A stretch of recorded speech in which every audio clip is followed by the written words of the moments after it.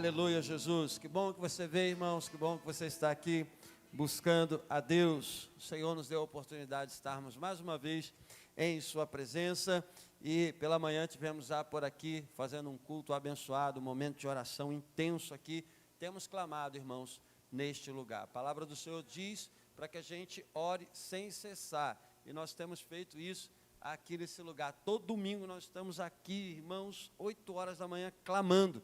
Os nossos domingos já começam de joelhos no chão, invocando o nosso Deus, porque nós cremos num Deus que responde à oração do seu povo. E lançamos também um propósito de oração: copeiro de joelho, muro de pé. São 20 dias, Luciá, de oração, clamando a Deus. Nós lançamos no grupo aqui a lista e várias pessoas já colocaram aqui o seu nome. Tem gente orando 11h45, tem gente orando 10 horas, 10h30 da noite, tem gente orando 5 horas da manhã, irmãos. Tem gente orando 10 horas, tem gente aqui orando 9 horas, 4 horas da tarde, tem gente orando 7 horas da manhã, tem gente orando meia-noite, tem gente orando 6 horas da manhã e tem gente orando 9 horas da manhã. Ou seja, de manhã, de tarde e de noite. Nesses 20 dias nós estamos cobertos de oração e de clamor neste lugar, porque nós cremos que Deus responderá às nossas orações e nós avançaremos para a glória do seu santo nome. Então tem sido assim o nosso tempo de oração, tem sido assim os nossos domingos: oração, estudo da palavra, culto de celebração e adoração ao nosso Deus. E agora estamos aqui novamente cultuando a Deus para receber uma palavra de Deus para a nossa vida. Você crê que Deus tem uma palavra para você aqui nessa noite? Eu creio, irmãos, que Deus tem uma palavra para as nossas vidas aqui nessa noite. Nós iremos pregar um tema que nós recebemos na quarta-feira. Esse horário aqui, de 11h45, nesse propósito de oração, é o meu horário. Então, todos os dias, nesse tempo, eu chego lá às 15 para meia-noite, dobro os meus joelhos, tenho orado, clamado pela minha vida pessoal, avivamento, tenho clamado pela minha família, tenho clamado também pelo florescimento da nossa igreja. Enquanto eu estava lá na quarta-feira clamando, o Senhor me deu uma mensagem, o Senhor colocou uma mensagem no meu coração. Eu ouvi, irmãos, tive o privilégio de ouvir a voz do Espírito dizendo: Fábio, você precisa enxergar todas as coisas pelas lentes da minha promessa.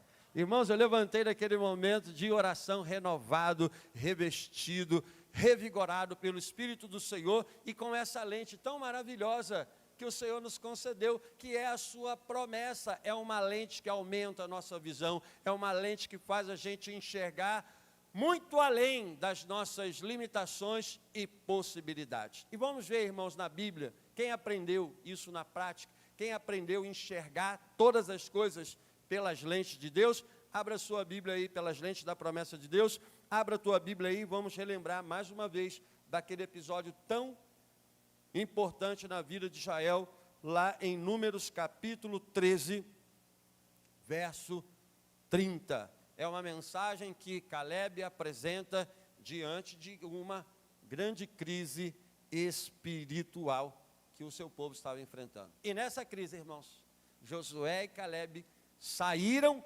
triunfantes, porque em momento algum naquela crise, eles deixaram de olhar pelas lentes da promessa de Deus. Então, Números capítulo 13, versículo 30, é uma mensagem que nós queremos sustentar todos os dias na nossa vida. E já quero te adiantar aqui, irmãos, que não é uma questão de otimismo. A gente não vive baseado numa questão de pessimismo e nem muito menos de otimismo. É muito mais do que isso. Na nossa vida de discípulos de Cristo, é muito mais do que um simples otimismo.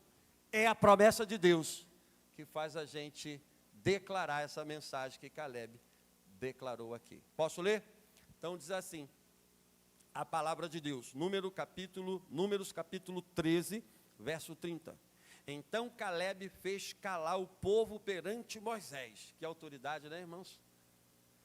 E disse: certamente subiremos e possuiremos em herança, porque seguramente prevaleceremos contra ela. Senhor, nós lemos a sua palavra aqui nessa noite e pedimos ao teu Espírito Santo a iluminação, o esclarecimento e a capacidade, Senhor, de expor a sua palavra de forma clara e inteligível, para que nós possamos sair daqui impactados por ela e entendendo, Senhor, que a nossa forma de enxergar todas as coisas das nossas vidas se baseia nas lentes da sua promessa. Fale conosco mais uma vez, em nome de Jesus. Amém.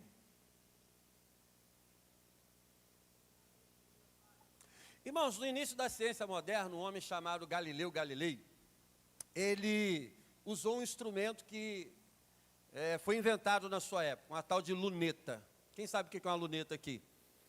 Né? Lá no início da ciência moderna, ele conseguiu esse instrumento. Um holandês inventou esse instrumento, pegou as lentes, fez lá todo um sistema e acabou inventando a luneta. E aí o Galileu Galilei, lá no início da ciência moderna, o que ele fez? Pegou essa luneta e pelas lentes da luneta ele olhou para a lua e viu coisas, Luiz Massulo, que até então ele nunca tinha visto. E ali foi um dos primeiros passos da tecnologia no avanço de instrumentos observacionais para contemplar coisas que jamais nós contemplaríamos se não fosse esses instrumentos tecnológicos. Ali começa uma corrida de tecnologia que deu origem aos grandes telescópios que nós temos hoje.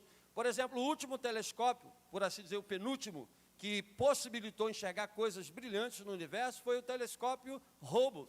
Eles lançaram esse telescópio e, a partir disso, nos forneceram imagens, nos possibilitaram a observação de coisas espetaculares nesse universo que nós sabemos que é a criação de Deus. E aí veio o último, que foi algo espetacular, algo revolucionário na ciência moderna, que é o telescópio James Webb. Quem já ouviu falar desse telescópio? É o último telescópio, é o mais avançado, é o mais potente. Ele é tão poderoso, irmãos, que ele é grandão e ele foi feito de maneira a ser dobrável. Ele foi dobrado, enviado para o espaço, e lá no espaço ele foi desdobrado com lentes jamais vistas. E através desse telescópio chamado James Webb, nós temos revolucionado, nós que eu falo a humanidade, temos revolucionado a ciência, porque através das imagens desse telescópio, com as lentes desse telescópio, o homem está enxergando imagens que até então não enxergava do universo. O que a gente vê aqui, irmãos, é que existem instrumentos, graças a Deus pela ciência. O crente deve ser o camarada mais científico do mundo, sabia? Porque a ciência, a tecnologia nos ajuda a contemplar com mais profundidade o que, irmãos? A criação de Deus. Então essas ferramentas possibilitam o homem enxergar coisas que ele nunca viu no universo. E a ciência está assim impressionada, maravilhada com as fotos que o James Webb tem apresentado na ciência. O telescópio é apontado para uma direção, é apontado para outra, e de repente vem imagens que nenhum tipo de instrumento até então pôde dar. Em função do que, irmãos? Em função das suas lentes poderosas. E em cima disso, eu fiquei pensando sobre a questão da promessa de Deus. A promessa de Deus na nossa vida, irmãos, funciona como uma lente. A promessa de Deus na nossa vida funciona como essa lente que nos permite enxergar coisas que, humanamente falando, jamais nós enxergaríamos. E isso é tão vital para a nossa vida, irmãos, que determina o nosso caminhar e a nossa marcha diante de Deus. Por que nós lemos esse texto aqui de Caleb, onde ele apresenta uma mensagem, que não é apenas uma questão de otimismo, é muito mais do que isso. Caleb, quando apresenta essa mensagem, subiremos, possuiremos e prevaleceremos, não era uma questão de otimismo, era muito mais do que isso. Nós, como discípulos de Cristo, vivemos a nossa vida além desses critérios. Porque, veja bem, às vezes o otimismo pode ser um otimismo puramente humano. O homem moderno é muito otimista acerca de si mesmo. Tem um filósofo francês que ele é muito otimista acerca do homem. E ele diz o seguinte: o homem nasce bom e a sociedade o corrompe. Essa visão é uma visão humana, otimista acerca do homem. Mas essa visão, irmãos, acerca do homem, é uma visão bíblica, é uma visão da palavra de Deus. Esse otimismo reflete aquilo que a palavra de Deus nos ensina? Não, é um otimismo humano. E esse otimismo humano vai de encontro à palavra de Deus, está na contramão da palavra de Deus. Porque o que a palavra de Deus diz acerca de nós? Não, o homem não nasce bom, não. O homem nasce pecador. Como disse Davi, em pecado eu nasci, em pecado minha mãe me gerou. Portanto, esse otimismo é um otimismo humano que não reflete a vontade de Deus. Então veja, se eu abraçar esse otimismo, eu estou avançando pelas lentes da promessa de Deus? Não, estou avançando pelo otimismo equivocado que não reflete a palavra de Deus. Mas por outro lado, olha que coisa inusitada. Às vezes o pessimismo pode refletir a vontade de Deus. Pastor, agora o senhor foi longe demais, eu acho que o senhor está falando algum tipo de heresia. Quer ver uma mensagem pessimista? Jeremias, quando foi chamado para pregar a palavra de Deus, sabe o que ele estava pregando no seu país? Se entregue à Babilônia, se entregue à Babilônia. Por que Jeremias? Porque vocês vão viver 70 anos lá dentro do cativeiro. O pessoal que ouvia Jeremias, Daniel, dizia assim, que mensagem pessimista, mas que profeta mais derrotista que nós temos. Que história é essa que nós iremos se entregar a um país estrangeiro? Que história é essa que o nosso Deus vai deixar a gente ser levado cativo para viver prisioneiro fora do nosso país? E jamais Deus vai deixar esse Nabucodonosor e a Babilônia invadir o nosso país. Essa mensagem do ponto de vista humano era pessimista, não era? Mas era a mensagem de Deus para o seu povo. E aqui mesmo, nesse episódio que nós lemos aqui, que é o grande episódio de Cades Barneia. O que significa, irmãos, Cades Barneias na vida do povo de Israel? Reflete uma crise aguda na sua caminhada. E eu vou te explicar para que você possa entender direitinho o que nós estamos falando aqui. Você sabe muito bem que o povo de Israel ficou cerca de 1 ano acampado lá no pé do Monte Sinai, recebendo a lei de Deus. Recebeu a lei de Deus, recebeu o sacerdócio, construiu o tabernáculo, ajustou a vida, preparou tudo para seguir avante na sua caminhada. E aí depois de quase 1 ano ali preparando toda a sua vida, Deus mandou o povo levantar acampamento, meter o pé na estrada e seguir adiante no seu alvo, que era conquistar a sua terra de repouso, dada pela promessa de Deus. E aí eles chegaram em Cades Barneia. Quando chegou em Cades Barneia, Deus mandou fazer uma formação. Deus mandou formar uma equipe de espiões para espionar a terra de Canaã e coletar informações preciosas para que Israel pudesse se preparar para o grande combate da sua conquista, da sua vitória na conquista da terra de Canaã. E de repente, irmãos, aquele episódio de Cades Barneia virou um episódio de crise aguda na sua caminhada. O povo de Israel aqui viveu um retrocesso espiritual agudo. E dentro desse processo espiritual agudo, de crise aguda, Israel pensou até em voltar para o Egito. E depois de ter falhado com Deus, depois de ter errado com Deus, depois de ter escorregado e pisado na bola, o povo volta, dizendo assim, Moisés, olha, nós erramos, entendemos que falhamos, mas agora nós iremos, agora nós avançaremos, agora nós entraremos em Canaã e conquistaremos essa terra. Moisés veio com outro pessimismo. Não, gente, não vai não, porque o Senhor não vai com vocês, a arca da aliança não vai com vocês, Deus não vai com vocês. Mas eles disseram, não, nós iremos sim. Levantaram de manhã, se prepararam, avançaram, perderam e foram derrotados. Nesse quesito, irmãos, Moisés estava, entre aspas, lançando uma mensagem que para eles era pessimista. Para eles, Moisés estava jogando um balde de água fria, mas não era. Naquele momento, não era tempo de ir avante, porque Deus já tinha estabelecido o tempo de viver no deserto durante vários anos. Então veja, não é otimismo e nem pessimismo que é o critério da nossa marcha e do nosso avanço. O nosso critério, a nossa vida, a nossa jornada se baseia nas lentes da promessa de Deus. E vejamos, para a gente entender essas lentes que a gente vai falar aqui, em primeiro lugar, a gente precisa entender aquelas lentes equivocadas, que jamais nós podemos usar para enxergar a realidade, que foi a lente que os 10 espiões utilizaram. Olha, Deus mandou 12 espiões lá fazer os serviços de coletagem de informação na terra de Canaã. Eles foram lá, passaram 40 dias. 12 espiões de Israel entraram em Canaã com uma missão: avaliar a terra, avaliar a população e avaliar a sua habitação. Depois de 40 dias, eles voltaram e foram fazer o relatório de todo esse serviço de espionagem. No momento que eles foram fazer o relatório, eles olharam, irmãos, para a realidade a partir da sua ótica puramente natural. E aí, eles começaram a utilizar umas lentes que reduziram o seu avanço e o seu progresso naquilo que Deus havia estabelecido para eles. Qual foi a primeira lente que eles utilizaram, que era equivocada, que travou o seu avanço e o seu progresso? Olha o que diz, por exemplo, Números 13, versículo 33. Também vimos ali gigantes, filhos de Anak, descendentes dos gigantes, e éramos aos nossos olhos como gafanhotos, assim também éramos aos seus olhos. Que lente equivocada, irmãos, para olhar para a sua vida e para a sua realidade. Esses 10 espiões utilizaram a lente da desconstrução identitária. Desconstruíram, o evangelista Diego, a sua própria identidade. O que eles estão dizendo acerca de si mesmo? Nós somos um inseto, nós somos um gafanhoto.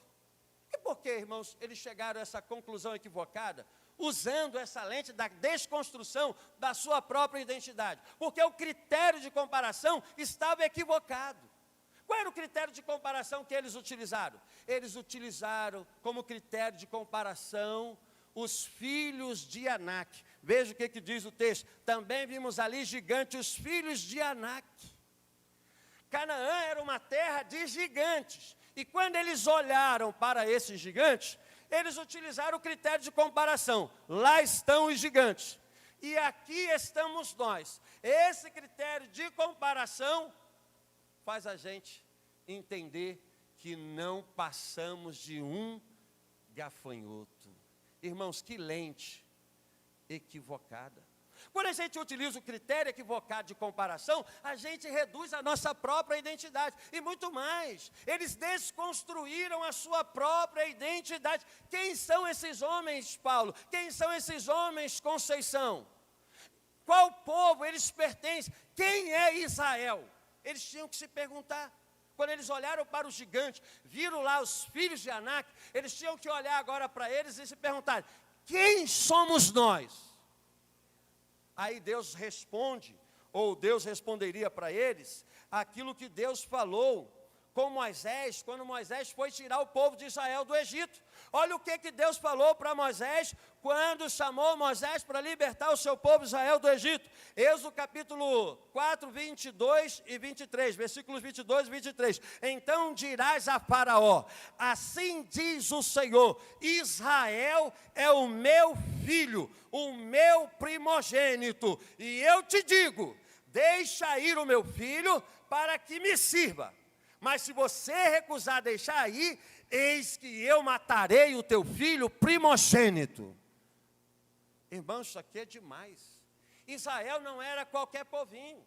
Não, Israel tinha uma identidade dada por Deus, por meio da graça de Deus. E qual era a identidade que Deus deu para Israel? Israel é o meu filho primogênito na terra. Eu levantei Israel para ser o meu filho primogênito.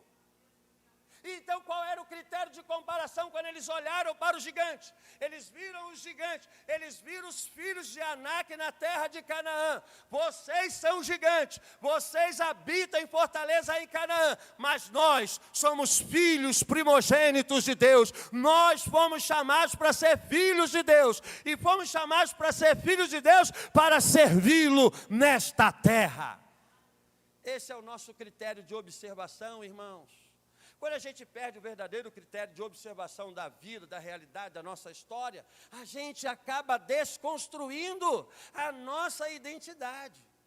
Insetificaram a sua identidade, se é que existe essa palavra que não deve existir.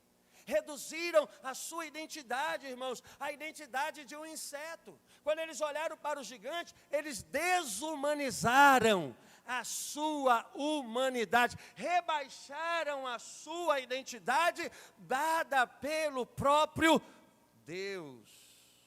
quando eles utilizaram a lente da desconstrução identitária, eles diminuíram a própria identidade que Deus havia dado para eles.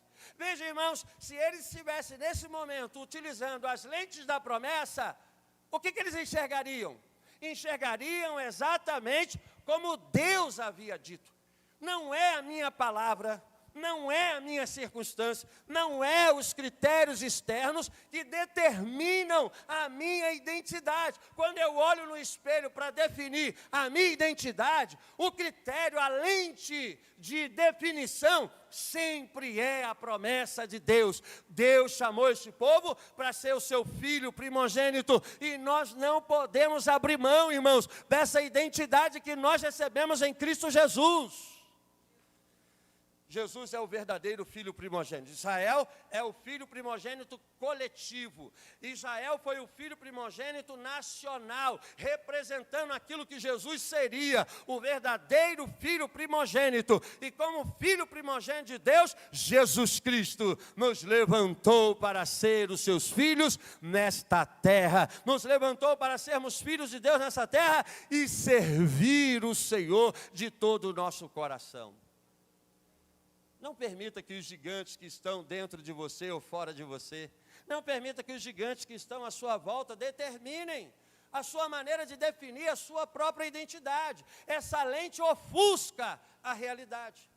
Para eles, naquele momento, eles se encontraram como gafanhotos, como insetos, se autodesumanizaram, porque deixaram de olhar pelas lentes da promessa de Deus. Por isso, distorceram a verdadeira realidade.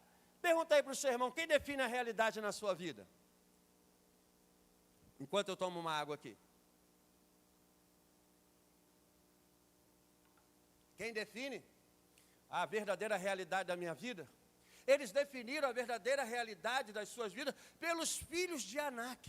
Olhando para os filhos de Anak, se esqueceram que eram filhos de Deus.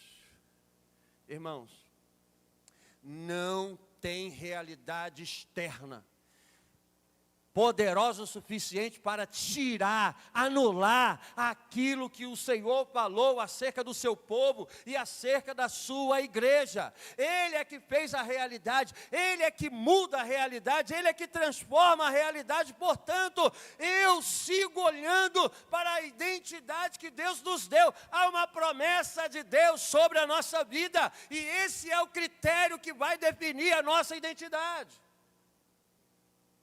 Eles perderam, irmãos, a noção da realidade, perderam, de fato, a realidade espiritual que estava sobre as suas vidas, porque o critério de comparação estava equivocado.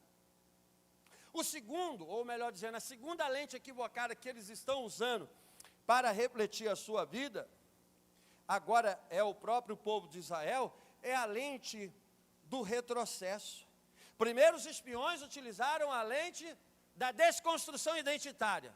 Se esqueceram daquilo que realmente eram, porque usaram o critério de comparação equivocado. E isso, irmãos, levou o povo de Israel a assumir uma outra lente equivocada para olhar para a sua realidade. Enquanto esses espiões utilizaram a lente da desconstrução identitária, Israel, a partir daí, utilizou a lente do retrocesso espiritual para olhar para as suas próprias vidas. Capítulo 14, do versículo 1 ao versículo 6, de Números também. Olha o que diz. Então toda a congregação levantou a sua voz, e o povo chorou naquela noite. E todos os filhos de Israel murmuraram contra Moisés e contra Arão. E toda a congregação lhes disse: quem nos dera ter morrido lá no Egito, ou quem nos dera ter morrido no deserto? E por que o Senhor nos traz a essa terra para cairmos à espada, e para que as nossas mulheres e nossas crianças sejam por presa? Não nos seria melhor voltarmos ao Egito? E diziam uns aos outros: constituímos um líder e voltemos ao Egito. Então Moisés e Arão caíram sobre os seus rostos perante toda a congregação dos filhos de Israel. Veja, irmãos, quando esses espiões utilizaram a lente da desconstrução identitária, isso afetou Israel para usar a lente do retrocesso. Utilizando a lente do retrocesso, como é que eles viram a situação? Como é que eles enxergaram a sua vida naquele momento de Cádiz Barneia? Olharam para suas vidas e disseram: era melhor ter morrido no Egito. O que isso significa, irmãos? Era melhor ter morrido na escravidão. E aí eles continuaram: ou então era melhor ter morrido no deserto. O que significa morrer no deserto? Era melhor ter morrido na escassez do que morrer na guerra. Quando eles falaram assim: os nossos filhos serão presos e morreremos à espada, eles estão dizendo assim: olha, era muito melhor morrer como escravo e na escassez do que morrer na guerra. É hora de nós voltarmos para o Egito e nos entregarmos novamente à escravidão. Lente do retrocesso. A lente do retrocesso, irmãos, faz andar de marcha ré. A lente do retrocesso impede o progresso, o avanço e a marcha. Onde que eles estavam no momento decisivo? Em Cádiz Barneia. Cádiz Barneia ficava ali a entrada de Canaã. Então eles ficaram ali no meio. Olharam para trás, está lá o Egito. Eles estão na península do Sinai. Cádiz Barneia ficava ali na península do Sinai. Então à sua frente, a terra de Canaã. E lá atrás está o Egito. Então eles analisaram por essa lente do retrocesso e perceberam: olha, é mais vantagem a gente voltar e viver como escravo do que guerrear em prol da nossa conquista, do que guerrear em prol da terra do repouso, que é a promessa de Deus sobre as nossas vidas. E você sabia que hoje muitas pessoas têm utilizado, irmãos, essas lentes do retrocesso? Quando se utiliza a lente do retrocesso, nós não conseguimos enxergar aquilo que de fato Deus estabeleceu para as nossas vidas. E quando eu falo aqui promessa, eu falo dessa promessa da terra do repouso. Israel, irmãos, foi selecionado por Deus para viver a grande promessa de Deus. E é preciso explicar muito bem o grande significado da promessa de Deus, para que não haja aqui uma compreensão equivocada. Deus fez uma só promessa. Qual é a promessa que Deus fez? A promessa da redenção. Você lembra quando o homem caiu? Deus introduziu a promessa da redenção. Essa promessa é a promessa da restauração, é a promessa da nova criação. Essa promessa é a grande promessa de Deus. E sabe de uma coisa, irmãos? Deus passou lá na Suméria, Deus passou lá em Ur dos Caldeus e chamou Abraão para viver essa promessa da redenção. E aí, para viver essa promessa da redenção, Deus falou assim: Abraão, vou te fazer um grande povo. Então a promessa da redenção exige a formação de um grande povo, que é o povo de Israel. A promessa da redenção, além de envolver a construção de um grande povo, que é o povo de Israel, envolve também a concessão de uma terra, a terra do repouso, aonde o povo da promessa vai viver com Deus. E essa promessa da redenção exige o reino da promessa, que é o reino de Davi, que representa o reino de Deus na terra e a concretização do reino de Cristo. Então, irmãos, a promessa de Deus para Israel não é uma questão de conquista territorial. A promessa de Deus para Israel não é uma questão de geopolítica, não é uma questão geográfica. A promessa de Deus para Israel, de fazer Israel seu povo eleito, lhe dar uma terra e lhe dar um reino, é uma promessa de redenção. Deus chamou o seu povo para viver uma promessa de redenção até a sua concretização. E eles precisavam entender isso. O critério da nossa visão não é o retrocesso, não é o Egito e não é o deserto. O critério da nossa visão é a promessa que Deus estabeleceu nas nossas vidas. E em nome dessa promessa, nós guerrearemos, nós avançaremos, nós prosseguiremos. E eu sei que é muito duro, irmãos. É muito duro estar no deserto e olhar à sua volta e ver só deserto. É muito duro você receber o relatório que Israel recebeu ali em Cádiz Barneia. Quando Caleb fez calar o povo, quando Caleb, aqui nesse versículo que nós lemos, 30, fez silenciar o povo havia acabado de receber um relatório, as informações de Canaã. E quais eram as informações de Canaã? Eles chegaram lá e disseram: olha, Canaã é uma terra boa, mas tem um problema aí. Qual espias? Qual espiões? Qual? Israel, ou melhor dizendo, Canaã também é uma terra violenta. Por quê? Porque devora os seus moradores. E aí o povo já está assustado. Terra boa, mas é uma terra violenta, que devora os seus moradores. Já começaram a bambear as pernas. Além de ser uma terra que devora os seus moradores, é uma terra de gigantes. Os filhos de Anak estão lá. É uma terra de fortalezas, porque as cidades que eles têm lá são fortalezas. Essa hora, as pernas, os braços, o coração já está palpitando. Essa terra é uma terra ocupada em toda a sua extensão. Não vai ter mole para a gente. Os amorreus, os heteus, os jebuseus estão lá na montanha. Os cananeus estão no litoral e no vale do Jordão. E os amalequitas, esse povo covarde que fica nos atacando no deserto, eles estão lá no sul. É uma terra totalmente ocupada. E eles estão pensando, ué, não está vazia não? A gente vai ter que encarar tudo isso. E além do mais, o povo que está lá é um povo forte. Pronto. Está aí o cenário. Caleb está ali do lado, esperando a vez dele de falar.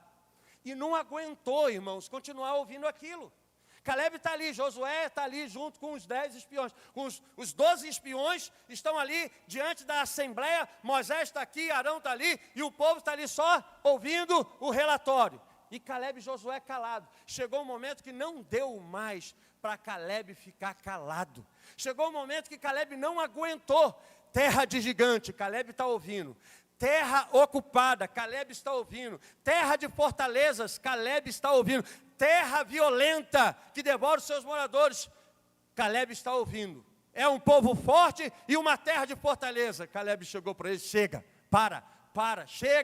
chega. Caleb entrou no circuito, silenciou todo mundo, irmãos. Para fazer isso, irmãos, é só quem enxerga pelas lentes da promessa de Deus. Ele olhou para todo o povo, chorando, com a face abatida, oprimida, entristecida. Olhou para Moisés, rasgando as suas roupas. Arão, o sumo sacerdote, não aguentou esse momento. Caleb foi lá, calou todo mundo e disse, possuiremos avançar.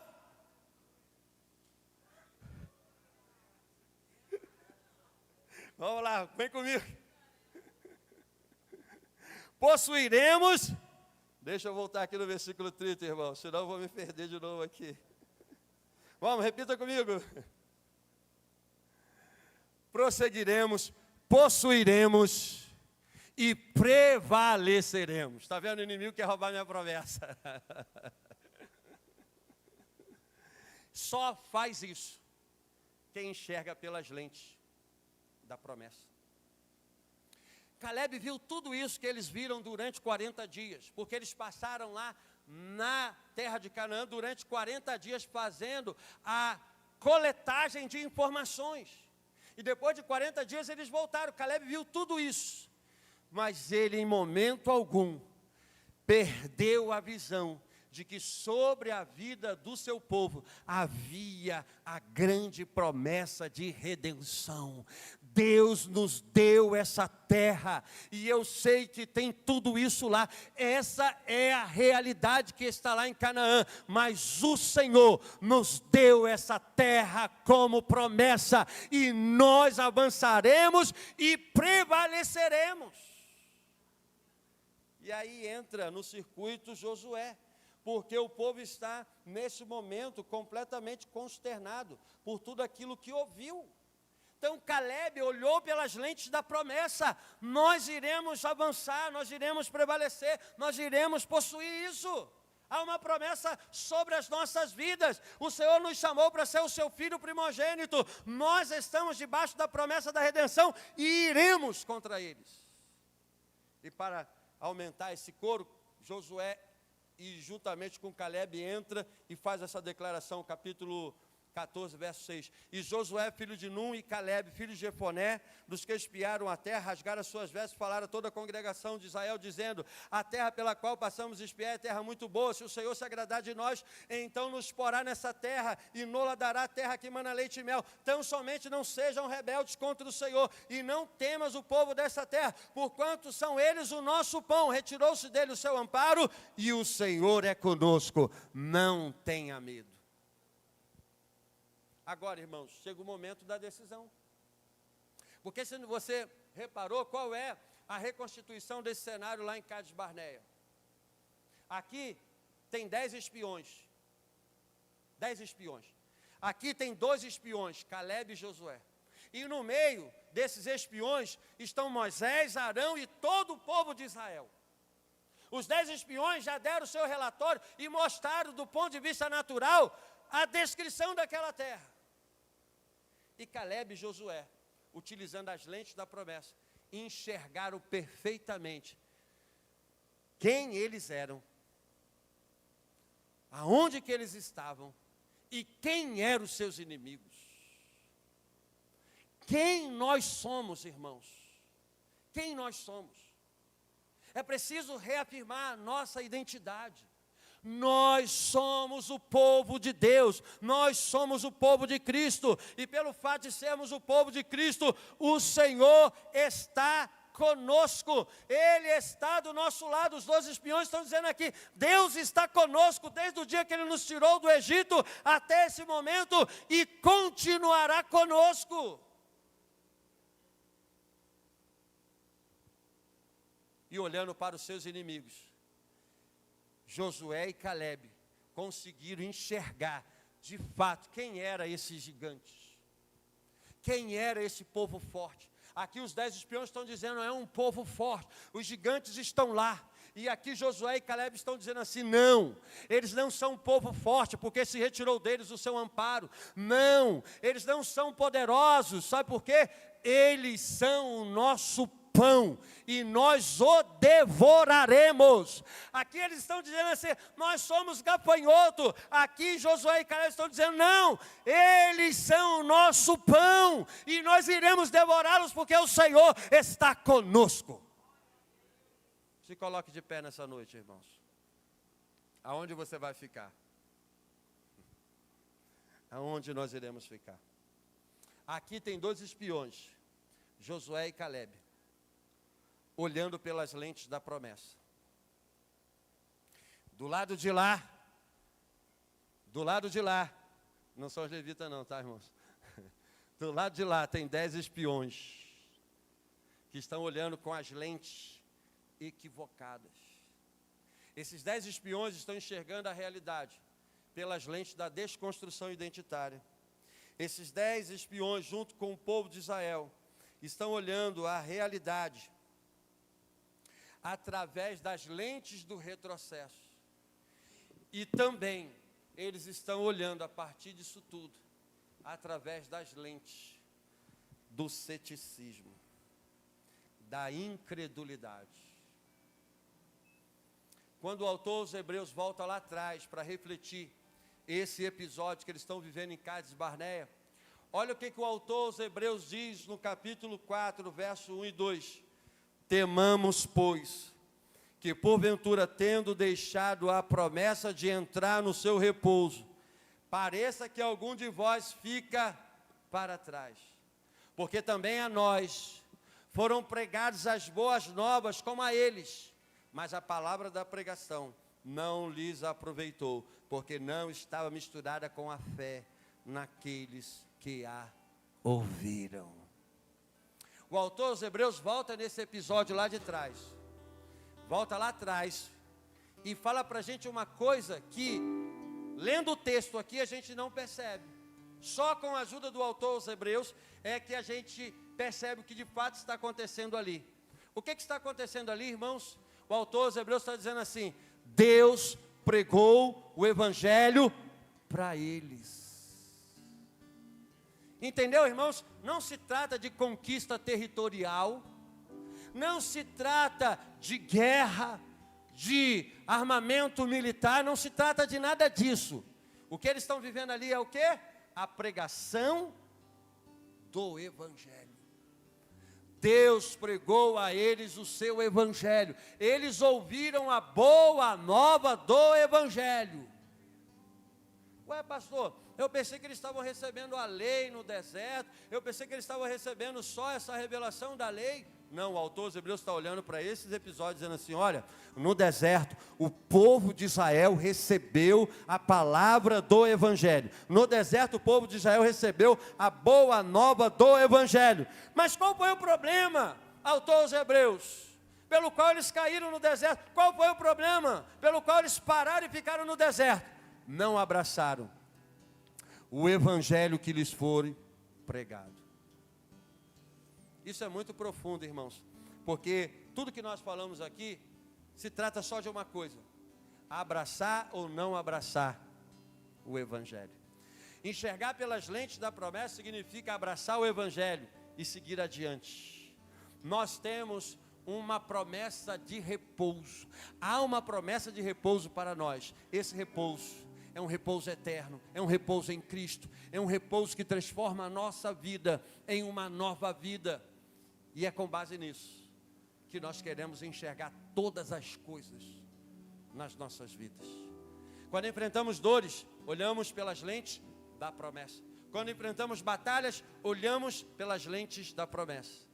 E assim prosseguiremos e chegaremos à conclusão de tudo aquilo que Deus projetou para as nossas vidas. Vamos a uma canção e depois eu quero orar pela sua vida nessa noite e pedir a Deus, Senhor, nos desperte para que nós possamos prosseguir até o fim na promessa do seu Evangelho. Se tentam destruir-me, zombando da minha fé e até tramam contra mim, querem entulhar meus poços, querem frustrar meus sonhos e me fazer desistir. Mas quem vai apagar o selo que há em mim, a marca da promessa que Ele me fez? E quem vai me impedir, se decidido estou? Pois quem me prometeu é fiel para cumprir.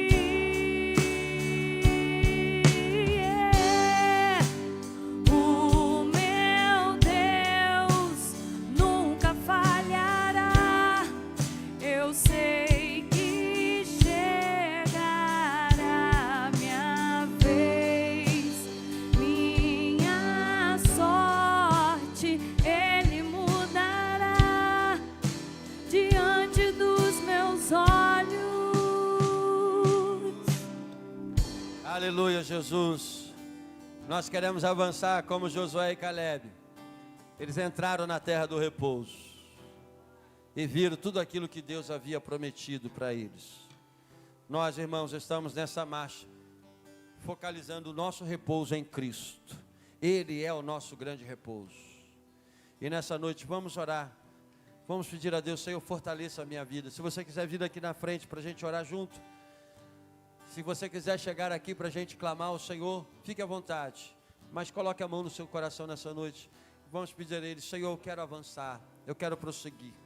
Eu quero olhar pelas lentes da sua promessa.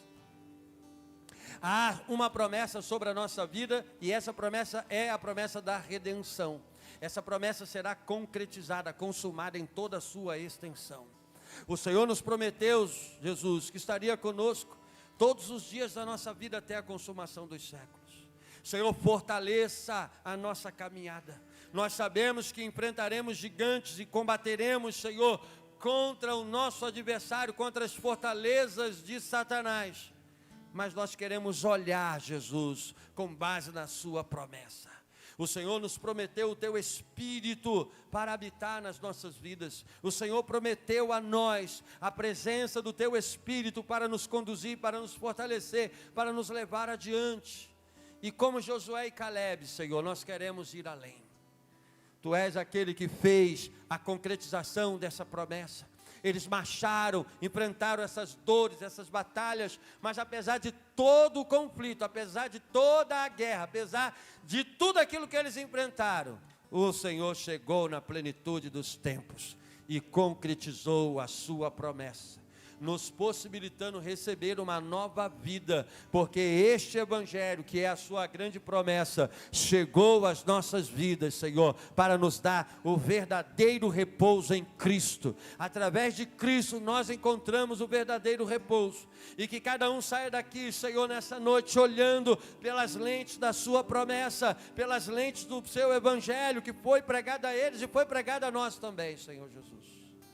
Não deixa a gente olhar para trás, não deixa a gente parar ou estagnar. Queremos ir avante. Sabemos que os desafios são grandes, sabemos que a terra é de gigante, a terra é violenta, sabemos que é terra de fortaleza, mas conosco está o Senhor dos exércitos, e nós avançaremos em nome de Jesus Cristo. Fortaleça o teu povo aqui nesse lugar, Senhor. Fortaleça a tua igreja, que o seu Espírito Santo nos leve a viver a mensagem do seu Evangelho, que traz consolo na luta, que traz força na fraqueza, que traz avanço, Senhor, em todo tipo de cenário. Não há crise, Senhor, que possa parar o nosso progresso no Senhor. Não há batalha que possa impedir o que o Senhor estabeleceu para a vida da sua igreja e para a vida do seu povo. Em nome de Jesus, que cada um, Senhor, saia daqui fortalecido, revigorado, para enfrentar o dia a dia amanhã, para enfrentar a semana, para enfrentar, Senhor, a sua marcha e ir até o fim, porque conosco está o Senhor. Em nome de Jesus. Amém, Senhor. O meu Deus nunca falhará. Eu sei que chegará minha vez, minha sorte Ele mudará diante dos meus olhos. Aleluia, Jesus. Amém.